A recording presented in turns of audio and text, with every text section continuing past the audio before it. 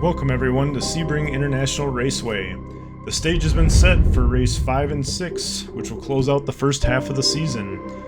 We've had some major driver developments as Theo Ellenis has been called up to join another racing series, so he will be replaced with German driver Michael Ammermehler.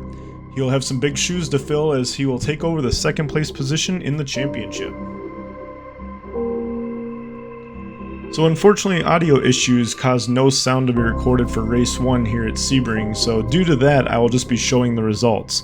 No major incidents happened in the race and it would have been a short video anyways, so I've decided to just show race 2 of Sebring. We were able to capture the first win of our season, which is what makes the recording issues even more frustrating, not being able to share that victory with you guys.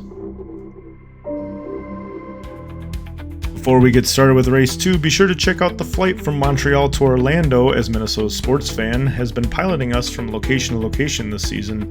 You can check out the flight on his channel as part of our Runways to Raceways series. Also be sure to like and subscribe as we continue our series to keep up to date.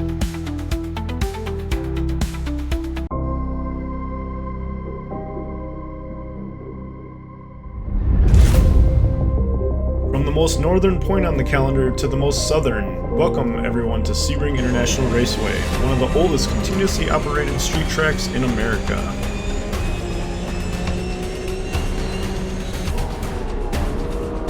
Heading into turn 1, I missed the braking point, go deep into the corner, falling 2 positions.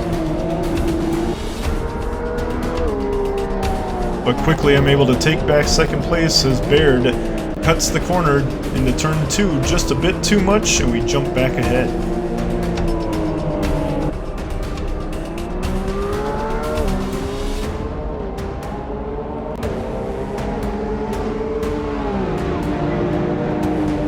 In race 1, not only did we get our first win of the season, but Lowndes and Zonta reached the podium steps for the first time as well. We're all hoping for similar results in race 2.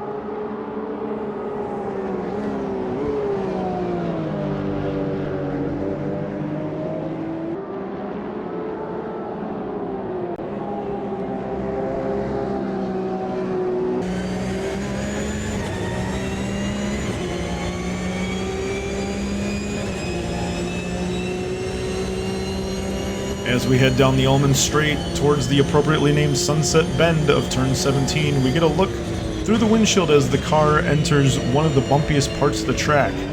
Many races have ended for drivers on this stretch.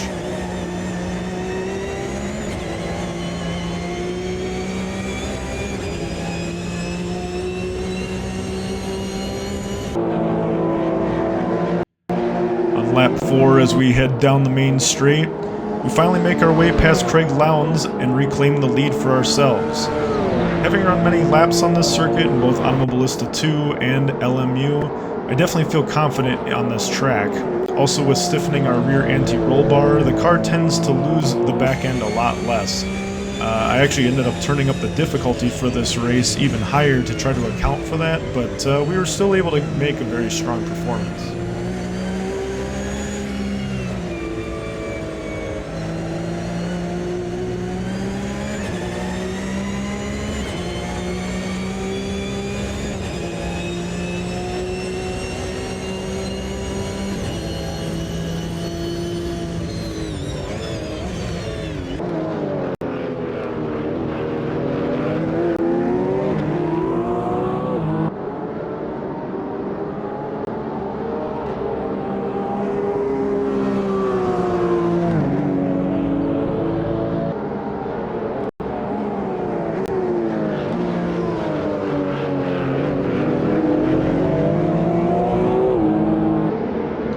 the next lap on the Ullman Straight, we see Dan Commish, the championship leader, battling with Adam Knight as they head into turn 17, and like I said before, Sunset Bend can be treacherous. Dan gets spun out and is fortunate to have missed the wall after Adam Knight makes contact, and unfortunately Dan is going to fall all the way down to 16th place.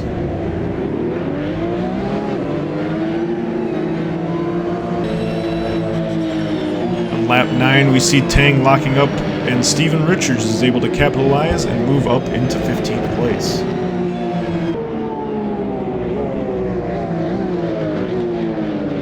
Lap 14, we see Nelson Piquet Jr. and Sven Muller battling for 7th, as Nelson tries to do the switchback on Muller but is unsuccessful.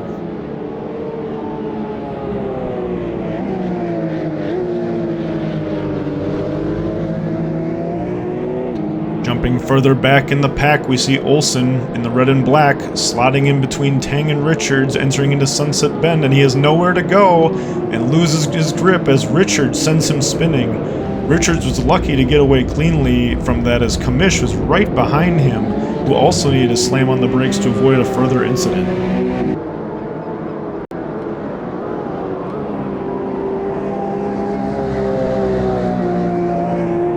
The sun continues to set as we enter the final lap of the race, with us still ahead with a 3-second gap to second place behind.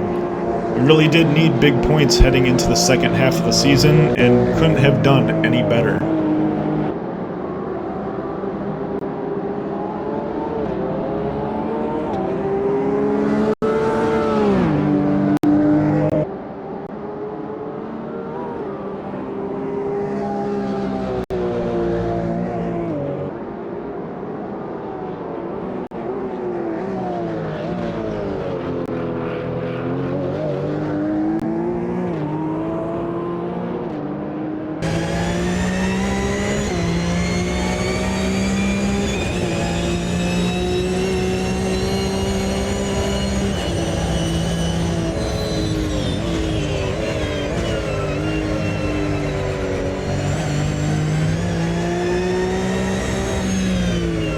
Making our way down the Ullman Straight for the last time, you can see the fireworks being set off on the left side of this windscreen in celebration of our second win of the season and the conclusion of the first half of the championship.